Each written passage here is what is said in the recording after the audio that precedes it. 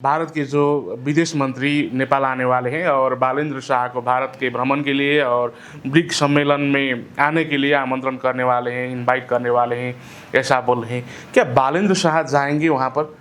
ये जो आमंत्रण है उसको स्वीकार करेंगी? क्या मानना है आपको अभी के वक्त में? इसमें हमें कल का जो मीटिंग हुआ था सुमन भाई जी, भारतीय राजदूत के साथ हमारे प्राइम मिनिस्टर का, मेरे ख्याल से उसको पहले एनालाइज करना चाहिए। हाँ, मेरे ख्याल से वो सेटिस्फैक्ट्री मीटिंग नहीं था, क्योंकि हमारे प्रधानमंत्री की तरफ से भारत का विज़िट के लिए अप्रोप्रिएट टाइम में हम वो विज़िट करेंगे करके ऐसा कोई रिप्लाई दिया, तो दैट इज़ नॉट सेटिस्फैक्ट्री। मेरे ख्याल में भारत ब्रिक्स से पहले नेपाल से जो नया वर्ल्ड ऑर्डर है उसमें डिस्कस करना चाहता है। ओह, और हमारे जो prime minister, I don't think he is interested in meeting prime minister Modi, वैसा कुछ फीलिंग मेरे को आ रहा है, and that is very dangerous. हमारे लिए एक बहुत खतरनाक अवस्था आ सकता है।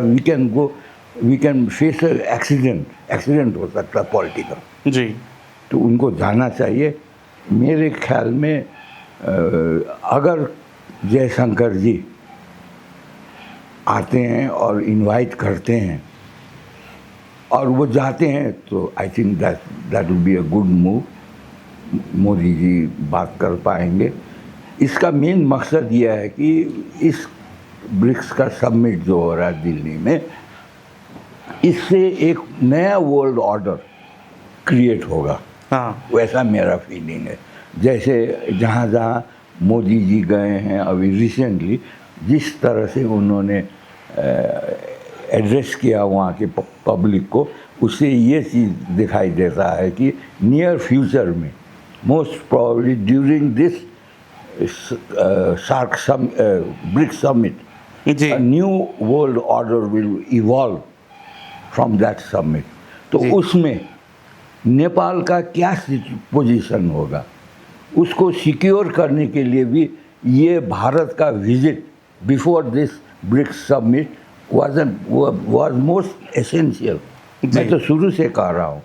अब ये हमारा मिसफॉर्चून है कि कल इसका कोई निष्कर्ष नहीं निकला, और अगर शिव शंकर जी आते हैं और इनवाइट करते हैं, I think he will invite our prime minister couple of days early so that they can have a meeting before the BRICS summit। जी, जैसे कि वहाँ से जयशंकर जी आकर अगर बालिन को इनवाइट किया भी तो क्या बालिन साथ जाएंगे वहाँ पर? क्योंकि कुछ दिन पहले नेपाल में न्यूज़ आया था कि बालेंद्र शाह को यह संयुक्त राष्ट्र संघ के महासभा में भी इनवाइट किया था, लेकिन बालिन ने कहा कि मैं वहाँ पर नहीं जाऊँगा, वहाँ पर मेरे विदेश मंत्री जाएंगे, उन्होंने ऐसा कहा।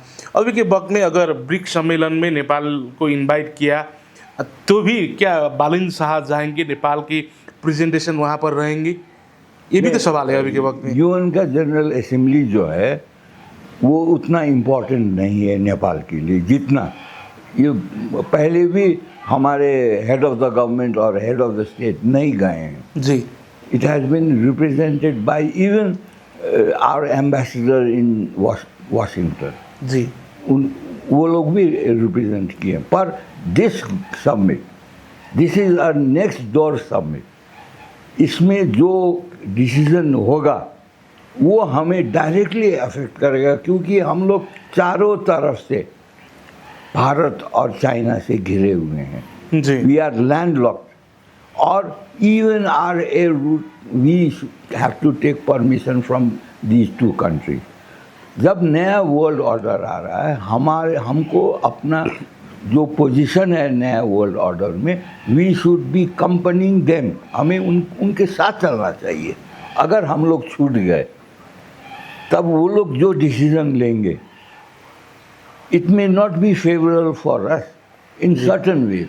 In general it may be favorable, but in certain conditions, especially relating to our social fabric जो है, उसको नहीं सूट कर सकता, ऐसा हो सकता है मेरे ख्याल में। जी, अगर ऐसा हुआ तो वो तो हम लोगों के लिए तो वो तो काउंटर इफेक्टिव हो जाएगा। तो बालन जी को जाना चाहिए। अगर वो नहीं जाते हैं, इसका मतलब नेपाल में स्वतंत्र पार्टी क्रैक हो जाएगा, टूट के अगर ये ब्रिक्स सम्मेलन में नहीं गया तो नहीं गए तो यहाँ पर जो रूलिंग पार्टी है हाँ। उस टूटने की संभावना है, क्योंकि majority of the ruling party are against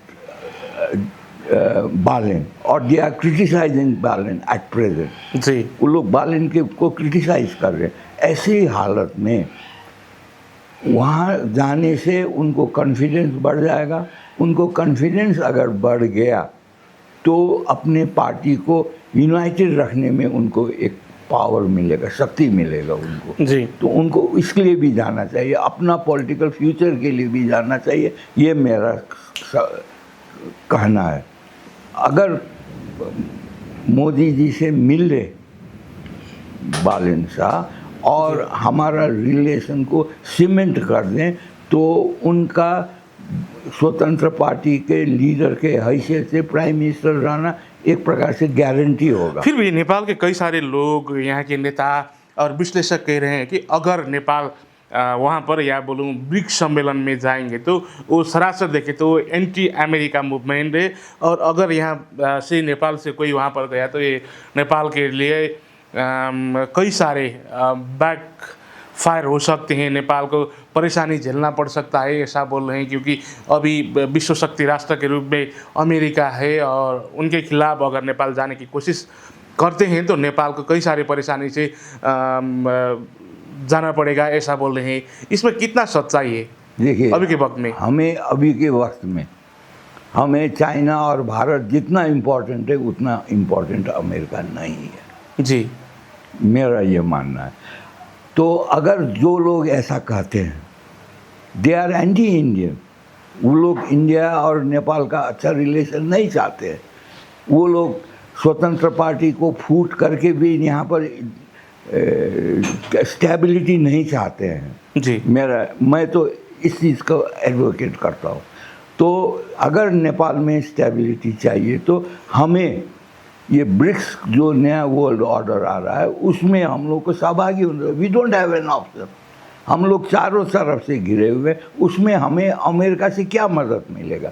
हमें अमेरिका से मदद मिलना अगर वर्ल्ड बैंक, IMF और एशियन डेवलपमेंट बैंक है तो जितना लोन हमको वहाँ से मिलता है उससे अधिक जी तो हमें रेमिटेंस से हमारे जो भाई बहन हैं खाड़ी देशों में, गल्फ में, वो लोग भेज रहे हैं। करीब करीब 25,000 करोड़ नेपाली रुपया बराबर का हमारे यहाँ डॉलर आता है हर एक महीना। उससे अधिक भी और चैनल से देखा जाए तो और अधिक भी हो सकता है, पर ऑफिशियली 25,000 करोड़ नेपालीज करेंसी आ रहा है every month. Why should we need World Bank? Why should we need IMF? Why should we need Asian Development Bank loan? They all come with strings attached. This is our money.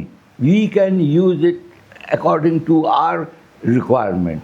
We don't have to follow any of their strings. जी We won't be controlled by America. We should lose our connection with America as soon as possible. हम लोगों को जो पड़ोसी हैं, हमारे neighbours हैं, जो अटैच नेबर्स हैं, वो बहुत इम्पॉर्टेंट है। America will never come to our rescue.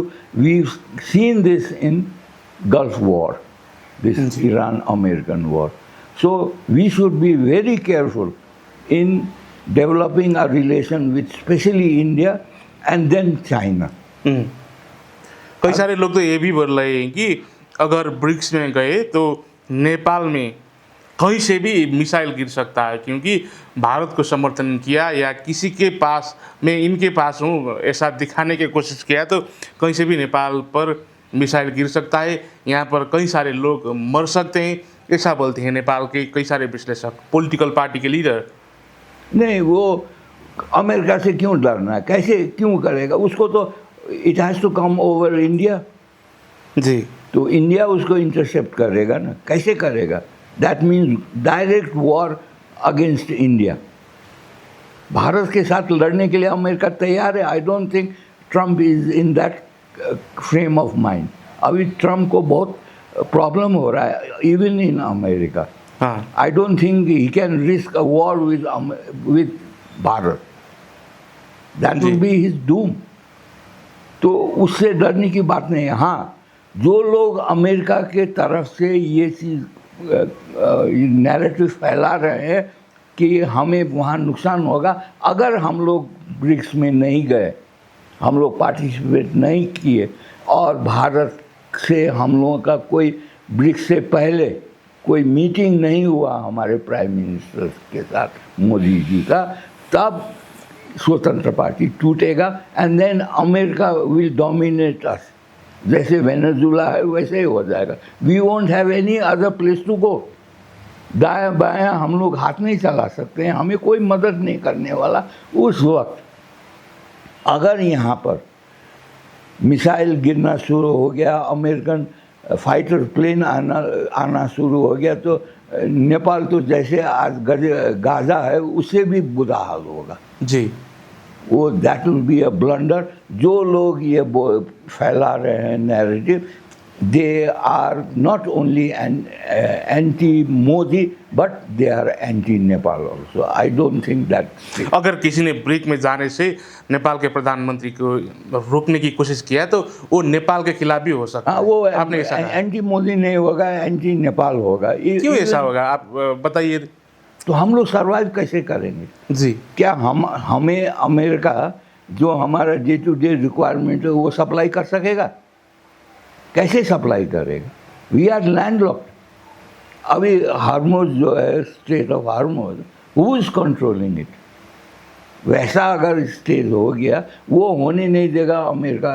Bharat और चाइना दोनों मिलके इसको डट के मुकाबला करेगा। उस वक्त हम लोग तो प्लेग्राउंड हो जाएंगे, वॉर फील्ड हो जाएंगे। वो होना अच्छा है या भारत से और चाइना से मिल के अपने को एग्जिस्ट करना है, which is more favourable for us, वो हमें सोचना चाहिए।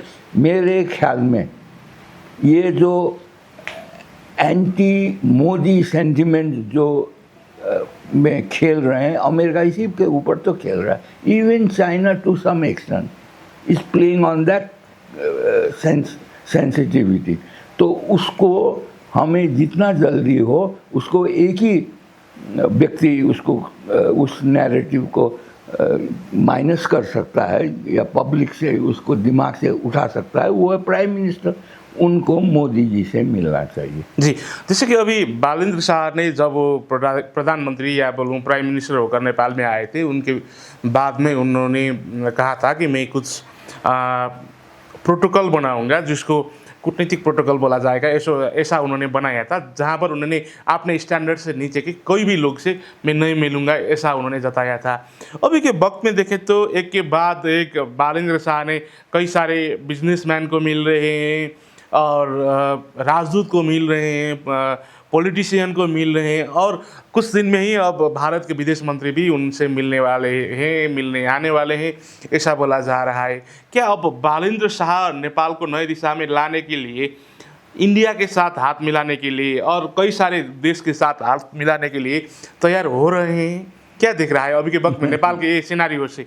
विदाउट संपर्क, जी, संपर्क विहीन 21वां सदी में, इस युग में, इन 21st सेंचुरी, इसकी 21st सेंचुरी की टेक्नोलॉजी में you can't survive without connection, जी, इवन डिस्कशन। अभी मोदी जी कितना दौड़ रहे हैं, सी कितना एक्टिव है, पुतिन कितना एक्टिव है, आप लोगों को देखना चाहिए ना। एक जगह स्टैटिक होके बैठ के अब कोई भी सर्वाइव नहीं कर सकता है। तो this was an unpracticable theory that was developed by Balin or someone near to him. जी, अनप्रैक्टिकल चीज़ है। प्रैक्टिकल चीज़ प्रैक्टिकल होना चाहिए, प्रैग्मेटिक होना चाहिए। अभी जो इज़म जो है वो इज़म होना चाहिए। ये जो हम लोग थ्योरी निकालते हैं, communism, socialism, these don't count now the days. जी, अभी प्रैग्मेटिज्म का ज़माना है। तो अगर हम लोग भारत से डिस्कनेक्ट हो जाएं, चाइना से डिस्कनेक्ट हो जाएं, तो हमारा कनेक्शन किसके साथ होगा? ट्रम्प के साथ होगा। जिस दिन वहाँ का कनेक्शन टूट गया तो हम लोग कहाँ जाएंगे? हाँ हम लोग तो कटी पतंग हो जाएंगे ना। हम लोग को कोई भी पकड़ के कहीं भी उड़ा सकता है, वैसा नहीं होना चाहिए। जी। This will be a blunder. मैं इस चीज़ को नहीं मानता हूँ। कल मैं डिसअपॉइंटेड हूँ भारतीय एम्बेसडर्स के जो मीटिंग हुआ है, जो मैं सोच रहा था कि एक शॉर्ट विजिट जी नियर फ्यूचर, वेरी सून, अगर वो अनाउंस होता, then we would have been in a safe position globally, geopolitically जी। We would have been very safe. अगर हम लोग अमेरिका पे ट्रस्ट करें तो हम लोग फंसेंगे। कल जो इंडियन एम्बेसडर से बालेंद्र शाह मिले थे, उनके बाद बालेन ने अपने जो कमिटमेंट भी जताया है, ऐसा बोल रहे हैं कि उन्होंने मैं खुद अब इंडिया जाने वाला हूँ, अगर वहाँ से ऑफिशियल इनविटेशन आए तो, ऐसा उन्होंने बोला है, ऐसा बोल रहे हैं। अगर उस बात को देखें तो नेपाल और भारत के बीच में अब संबंध तो अच्छा होने वाला है, फिर भी आपने तो यहाँ पर कई सारे बात कहा कि अब क्या क्या नहीं, कब जाएंगे? जब ब्रिक्स ख़त्म हो जाएगा, न्यू वर्ल्ड ऑर्डर आ जाएगा, जब ट्रेन छूट गया तो स्टेशन में पहुंचने से क्या फ़ायदा? ट्रेन तो मिस हो गया ना। जी ये अपॉर्चुनिटी जो है, चांस जो है, वो एक बार आता है। You can, if once you miss it, it will be very hard for you to catch it. तो जी। उसमें फिर ब्रिक्स का सबमिट तो दूसरी बार तो आने के लिए तो you have to wait for another year ना। तो उस एक साल में हम लोग का जो इकोनॉमिकल जो हमारा समस्या है, अगर वो डिटोरेट हो गया और हम लोग बैंकरप्ट हो गए, नेपाल, और ब्लैक लिस्टेड हो गए, तो उसका जिम्मेवार कौन लेगा? बालन जी लेने के लिए तैयार हैं। We are in a very complicated situation in Nepal अभी एट प्रेजेंट। तो ये क्यों ऐसा फीलिंग आ रहा है बाहर से? मेरे ख्याल में जो लोग ऐसे अपने को इंटेलेक्चुअल कह के ऐसा विश्लेषण करते हैं टीवी में, चैनल में, wherever it is, they have the bearings in America, Australia, they have their family there, they have their wealth there. उन लोगों को नेपाल भाड़ में जाए कोई मतलब नहीं है। They are serving America, not serving Nepal. जी, अगर किसी ने इस टाइप का बात किया तो। हाँ, अब क्या होगा? अब नेपाल की सुस्ता में अभी भी बॉर्डर के तनाव है, लिपुलेक और लिम्पियाधुरा में है। अब इन सारे बात को भुलाकर बालेंद्र शाह क्या मोदी के सामने जाएंगे, उनके साथ हाथ जोड़ेंगे? क्यों हाथ जोड़ना है? अपना नेपाली लोग तो ऐसा मानते हैं, अगर इंडिया गए तो ऐसा कहा जाएगा कि बालेंद्र शाह अपने सत्ता जुगाने के लिए, अपने कुर्सी जुगाने के लिए वो भारत जा रहे हैं। मोदी जी जबरदस्ती करेंगे? नहीं करेंगे ना। क्यों जबरदस्ती करेंगे? इंटरनेशनल इथिक्स भी होता है ना, डिप्लोमेसी का भी इथिक्स होता है। वो अपना चीज़ ब्लंटली रख देंगे, बस हो गया, वापस आओ। अपना चीज़ आप फ्रैंकली रखो, अपना प्रॉब्लम सुनाओ और उसका सलूशन ढूंढो मोदी जी के साथ बैठ के। जी, वहाँ मोदी जी से झगड़ा करने के लिए जाना नहीं है। जो नेपाल का प्रॉब्लम है, हाँ, और जो भारत का प्रॉब्लम है नेपाल में, उसको दोनों प्रॉब्लम को सामने, दोनों के बीच, टेबल के बीच ऊपर रखो और उसमें डिस्कस करके दोनों को विन विन जी, पोजीशन में पहुंचाओ, वैसा डिसीजन लो। उसमें किसने बाधा दिया? अगर आप भारत का, नेपाल का प्राइम मिनिस्टर रहते हुए अमेरिकन इंटरेस्ट को सर्व करके भारत को हर्ट करना चाहे, तो भारत तो उसको नहीं सहेगा ना। जी, न चाइना सहेगा। जी। अभी चाइना ने तो वार्निंग दे दिया है कि अगर यहाँ से एंटी तिब्बत कोई भी मूवमेंट हो तो we will act very strongly, मतलब मिलिट्री एक्शन ले सकते हैं। कल भारत का भी वही सिचुएशन हो सकता है। जी, उसका एक ट्रेलर तो हमें सुनसरी, हमारे तराई एरिया में जो हिंदू मुस्लिम वायलेंस हुआ, वो एक ट्रेलर है। उसी को ब्लो अप कर सकते हैं अमेरिकन लोग, या जो भारत विरोधी लोग हैं उसको ब्लो अप कर सकते हैं। ये तो मैं नेपाली चैनल में तो कह ही रहा हूँ ना। जी, अगर ब्रिक्स में नेपाल के जो प्रेजेंटेशन रहा या वो बोलूँ उपस्थिति रही तो नेपाल को क्या-क्या फ़ायदा हो सकता है? अगर बालेन्द्र शाह नेपाल के नेतृत्व करके अगर ब्रिक्स में गए तो? इंडिया के साथ देखो रिश्ता सुमन को भाई, और अच्छा बनाने देखो के लिए सुमन भाई, कोशिश किया तो? करीब 21 वर्ष पहले या 22 वर्ष पहले लेट किंग जो ज्ञानेंद्र है, उनके हाथ में पावर था। He had taken over the power. वो सार्क के समिट में ढाका गए हुए थे। हाँ, तो वहाँ उन्होंने विदाउट कंसल्टिंग भारत, इंडिया, उस वक्त मनमोहन जी प्राइम मिनिस्टर थे, उन्होंने प्रपोजल रख दिया कि चाइना को इनवाइट करना चाहिए, सार्क में मेंबर बनाना चाहिए, प्रपोजल रखा। वैसा अगर प्रपोजल कुछ रख दे कि ब्रिक्स में हमें एक ऑब्जर्वर के रूप में यूएन को रखना चाहिए या यूएस को रखना चाहिए, देन दैट मीन्स वो ब्रिक्स को तोड़ने के लिए अमेरिकन एजेंट के रूप में जा रहे हैं। वैसा नहीं करना चाहिए ना जी, आपको। ब्रिक्स में जो कठिनाई हो, अपने को एडजस्ट करने में जो कठिनाई हो, उसको फ्रैंकली क्यों नहीं रख सकते हो? उसको रखो। हाँ, और जो मेंबर स्टेट्स हैं, जो हेड ऑफ द गवर्नमेंट्स हैं, हेड ऑफ द स्टेट्स हैं, वो लोग उसमें क्या राय देते हैं, उनका ओपिनियन क्या है, उसको समझ के क्या कौन सा चीज़ करने पर नेपाल का हित होगा, उसी में जाओ। हाँ, किसने रोका है? पर वहाँ जाके आप ब्रिक्स को कमज़ोर करने के लिए कोई प्रपोजल रखोगे तो naturally that will be anti BRICS.